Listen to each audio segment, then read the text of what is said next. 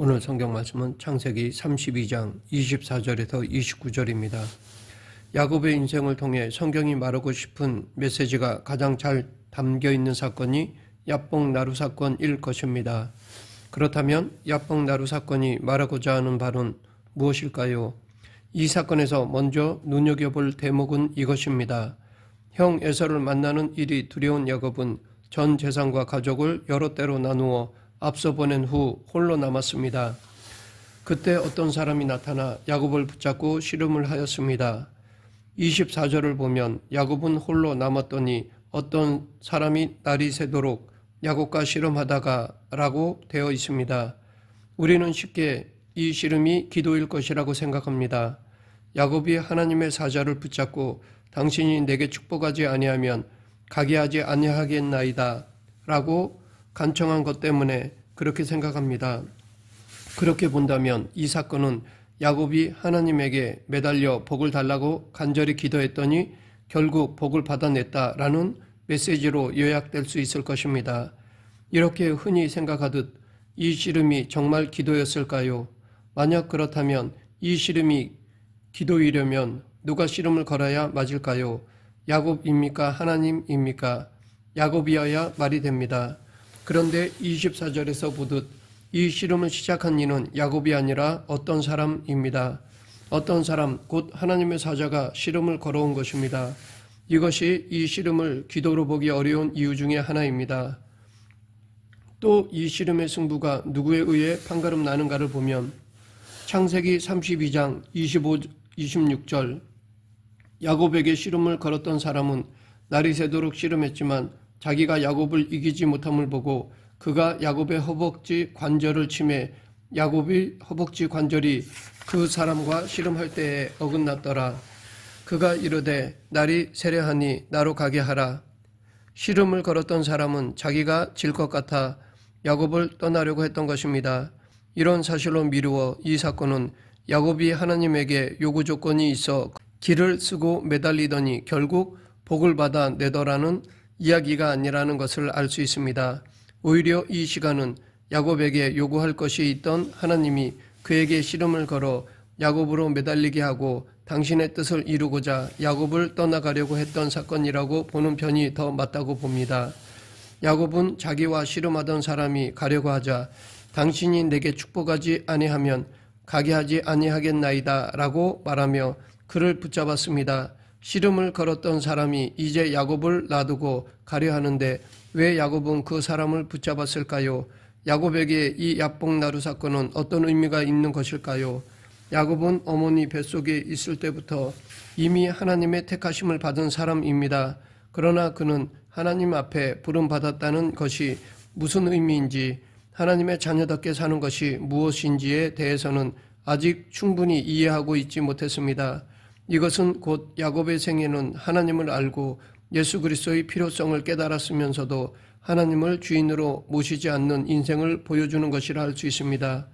예수 그리스도를 믿는다라는 말에는 두 가지 고백이 함께 담겨 있습니다. 하나는 예수님을 구세주 곧 구원자로 영접한다는 고백이고 다른 하나는 예수님을 주님으로 모신다는 고백입니다. 즉 예수 그리스도를 주와 구원자로 받아들인다는 말입니다. 이 예수님이 나의 주와 구원자 되신다라는 것은 사도행전에 나온 사도들의 설교의 공통 주제였습니다. 예수님을 구세주로 영접하는 일은 어찌 보면 어렵지 않습니다. 우리를 죄에서 구원하신 분으로 예수님을 받아들이면 되기 때문입니다. 그리고 이것은 우리만의 전적 이익입니다. 반면 예수님을 주님으로 모시는 일은 그리 간단하지 않습니다. 전 생애가 걸린 문제입니다. 그리고 이것은 좀 손해처럼 보입니다. 그래서 많은 신자들이 예수 그리스도로 말미암아 구원을 얻는다는 점에는 동의하면서도 여전히 자기 인생의 주인은 자기라고 생각합니다. 이런 모습은 야곱의 생애 곳곳에서 드러나는데 특히 극적으로 드러난 사건이 바로 야뽕나루 사건입니다. 야곱은 하나님을 아는 사람인데도 자기 인생을 하나님과 관계없이 자기 생각대로 끌고 갔습니다. 하나님을 단지 자기를 도와주는 조력자 정도로만 여겼습니다. 하지만 하나님은 당신이 우리에게 고작 도움이나 주는 정도에 머무는 것을 용납하시지 않으십니다. 이것을 알게 하시려고 우리 인생에 고단하고 답답한 일이 일어나는지 모릅니다. 만약 하나님이 욕심 많은 우리와 타협하신다면 우리 신앙은 무너지고 말 것입니다. 그러하기에 하나님은 우리 바람대로 해주시지 않고 우리가 보기에 자꾸 힘든 것만 주시는 것입니다. 하나님은 당신의 자존심 때문이 아니라 우리의 유익을 위해 그렇게 하시는 것입니다. 야곱은 생애 내내 자기 중심으로 살았습니다. 형에게서 장자의 명분을 빼앗을 때도, 아버지를 속여 형이 받아야 할 복을 가로챌 때도 그는 자기 마음대로 행동했습니다. 이렇게 제멋대로 행동하는 야곱을 하나님은 보고 계시다가 야곱의 이런 모든 행위들을 쓸모없게 하셨습니다. 야곱은 자기 바람대로 장자의 명분을 빼앗고 아버지에게서 형이 받을 복을 가로챘지만 하란으로 도망쳐야 했습니다. 그곳에서도 야곱은 자기가 정말 좋아했던 라헬을 아내로 삼고자 했지만 하나님은 레아와 여종들까지 덤으로 붙여주셨습니다. 사실 덤이 아니라 혹을 붙인 격이라 야곱은 몇 곱절 더 고단한 삶을 살아야 했습니다. 도망간 하란에서 야곱은 여러 수단으로 큰 부자가 되지만 외삼촌 라반과 생긴 불화로 말미암아 거기서도 살 수 없게 되었습니다. 야곱은 몰래 가족과 가축을 이끌고 외삼촌 집에서 나왔습니다. 하지만 야곱은 귀향하는 길 내내 두려움에 사로잡혔습니다. 왜냐하면 형 에서가 부하 400명이나 거느리고 자기를 만나려 한다는 소식을 들었기 때문입니다. 그래서 자기 일행과 가축을 두 떼로 나누어 혹시 있을지 모를 형의 공격으로부터 재산을 조금이라도 지킬 계획을 세웠습니다. 나중에 형을 만나게 되었을 때도 그 앞에 나가 7번이나 절하며 목숨을 보존하려고 애를 썼습니다. 심지어 형을 주라고 부르며 자신은 종이라고까지 낮추었습니다. 장자의 명분을 빼앗은 것으로 시작된 그의 모든 노력이 고개를 땅에 처박은 채 형에게 자신을 종이라고 조아리는 것으로 귀결된 것입니다. 야곱의 이런 처지는 야뽕 나루 사건에서 절정에 달하였습니다. 목숨이 경각에 달렸다고 판단한 야곱은 에서의 마음을 누그러뜨릴 방법을 고심하다가 형에게 줄 선물을 여러 때로 나누어 하인에게 먼저 딸려 보냈습니다. 만일 에서가 물으면 주의 종 야곱이 자기 주 에서에게 보내는 예물이라고 말하도록 종들에게 지시하였습니다. 그렇게 선물을 보내고 또 보내고 맨 나중에 아내와 자식마저 앞세운 다음 이제 야곱은 강 이쪽에 홀로 남았습니다. 이런 처지인데도 야곱은 아직 자기 인생이 자기 손에 달려 있다고 생각하였습니다. 전부를 잃은 최후의 순간까지도 야곱은 자기 인생의 주인을 자기로 착각하고 있는 것입니다. 이때 야곱아, 아직도 내 인생의 주인이 너라고 생각하느냐? 내 인생의 주인은 바로 나다. 너의 생사화복을 주관하는 이는 내가 아니라 나 하나님이다. 이것을 야곱에게 확인시키려고 하나님이 친히 내려와 이 씨름을 거신 것입니다. 그래도 야곱은 내 인생은 나의 것이라며 자기가 주인이라고 고집스럽게 버텼습니다. 그러자 하나님은 최후 선언으로 이래도 너는 끝까지 지지 않고 내 마음대로 하고 싶어 하는구나. 그럼 어디 너 혼자 잘해봐라 라고 한 후 떠나시려 한 것입니다. 이것이 25절에 담긴 의미입니다. 이렇게 몸소 하나님이 찾아오셨는데도 인간은 쉽게 항복하지 않더라는 이야기가 바로 야뽕 나루 사건입니다. 하나님의 사자는 자기가 야곱을 이길 수 없음을 알고는, 즉 고집이 완고함을 알고는 야곱의 허벅지 관절을 쳤습니다. 이 의미는 내가 떠나면 너는 끝이다 라는 최후 경고입니다. 그제서야 야곱은 그 의미를 알아듣고 무릎을 꿇은 것입니다. 즉 자기 인생의 주인이 자신이 아니라는 사실을 비로소 받아들이고 하나님을 붙들었던 것입니다.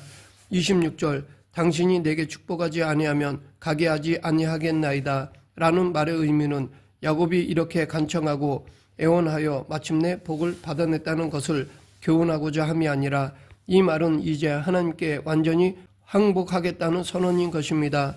하나님의 마지막 경고를 듣고 비로소 자기 인생의 주인이 하나님이라는 사실을 깨닫고 도와달라고 하나님을 붙잡은 것입니다. 그러자 하나님이 야곱에게 내 이름이 무엇이냐라고 물으셨습니다. 이 질문은 야곱의 본질을 꿰뚫는 질문입니다. 즉 내 이름이 무엇이냐, 약탈자가 아니냐, 지금까지 그렇게 살아왔으면서 왜 복을 달라고 나에게 구하느냐, 내 이름답게 약탈하면 되지 않느냐라는 의미입니다. 이렇게 하나님은 지금까지 자기 마음대로 살아온 야곱의 잘못을 지적하신 것입니다. 그리고 나서 하나님은 야곱에게 새로운 이름을 주셨습니다. 그 새로운 이름은 이스라엘입니다.